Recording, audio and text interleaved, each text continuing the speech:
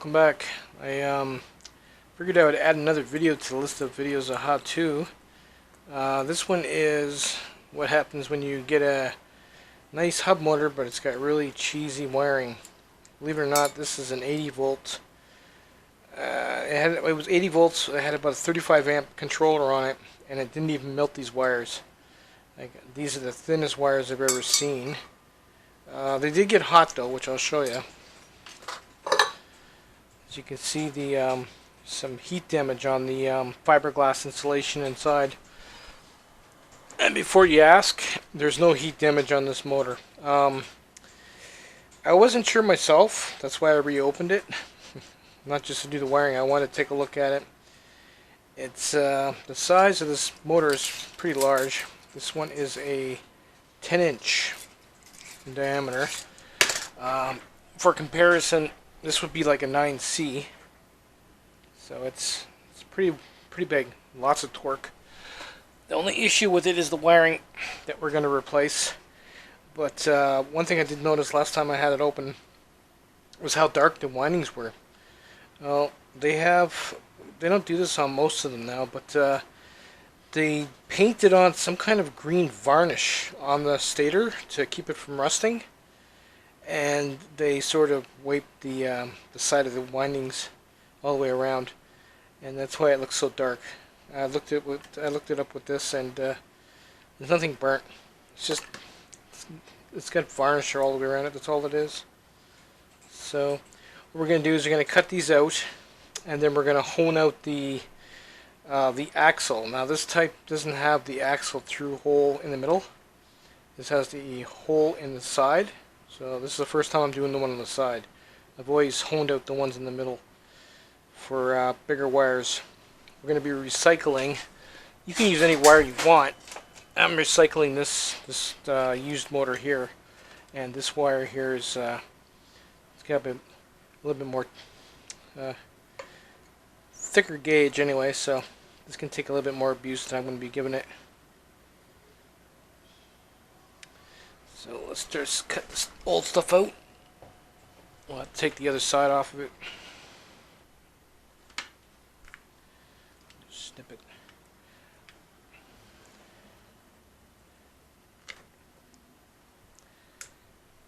Yeah, that's why I use fiberglass insulation on this part of the hub motor, because if this stuff wasn't here, it likely would have melted. The wires would have melted and just shorted out on the flange of the hub motor. So they did their job. Cooked them up pretty good though. Look at that. It's amazing. Look at that. She cooked up good. But did what it was supposed to do. So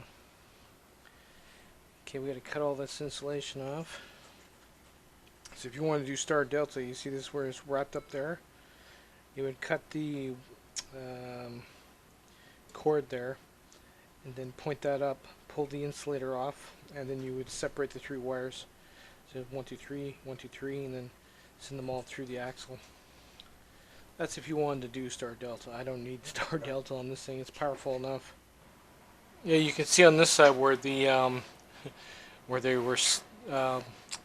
the varnish is all over the windings here and how dark it is. But over here where the varnish isn't as thick, the windings are pretty much clear. So it just goes to show it just makes it look like it's burnt, but it's really not. So anyway, I cut the wire going in. We got to remove that anyway. Ugh, I don't want any grease all over me. But we got to cut just in the bottom here. I'm just digging away at it. And then we should be able to just pull the wire through. There we go. Ugh, come on. Get up there. Give her a yank. There we go. Okay, she's free. So we'll save we'll have to unravel the old one here and remove the wiring harness for the hulls. We're going to save that, but not the actual wiring itself. Um, as you can see, this is not center shaft. Where the wire goes through its side. So what we're going to do is we're going to hone that out a little bit bigger before we try putting the wire through. Actually, that wire might fit through there. I don't know. But we'll have to remove some more of that goop. All this goop can go. And when you put the new wire in, I wouldn't even bother with this goop. This actually, if you totally seal the motor up and it gets water in it, it just promotes rust. What you're better off doing is putting stuff like this on the actual hulls itself, and let the motor breathe a little bit.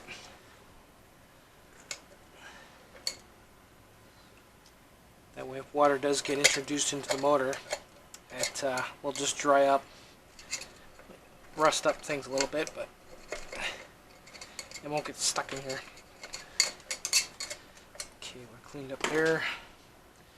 I'm going to take the other wiring harness off and see if it'll actually fit through there.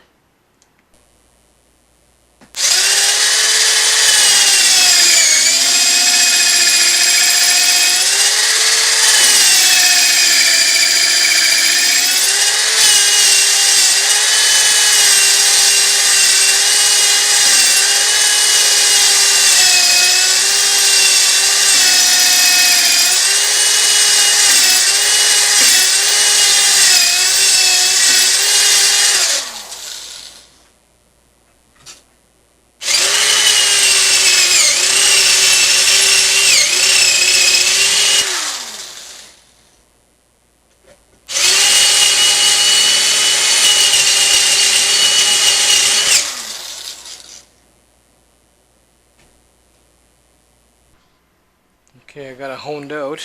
Now comes the fun part. Seeing how many wires I can fish through there. Get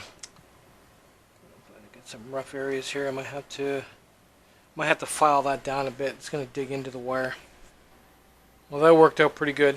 I managed to pull all the wires through, and still have a little bit of room if I want to do something like a temp or whatever.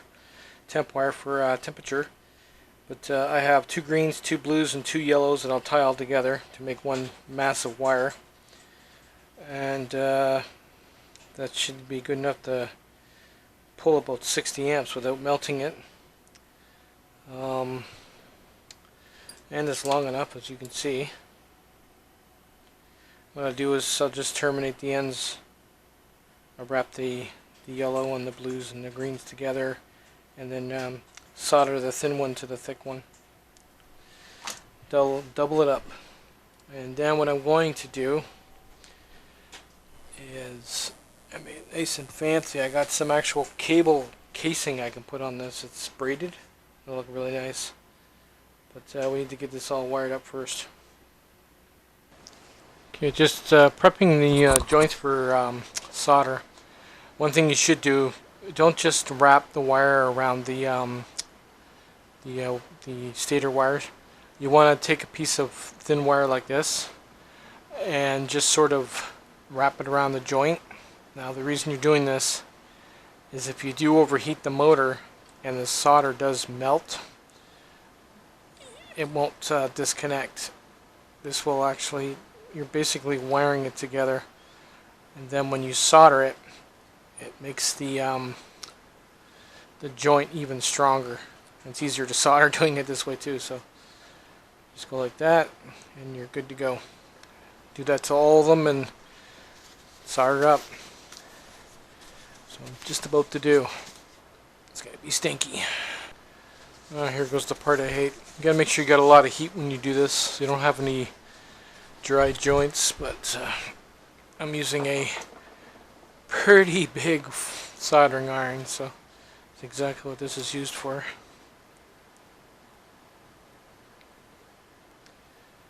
Come on. There we go.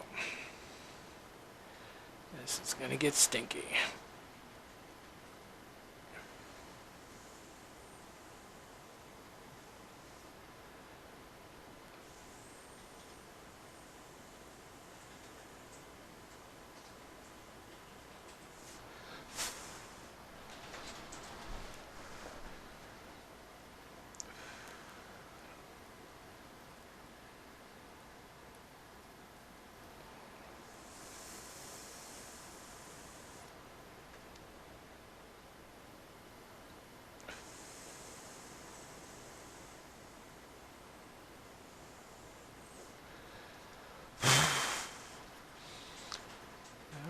Lots of smoke.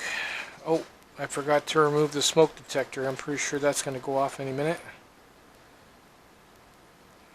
Maybe not. Got enough ventilation? It might not do it.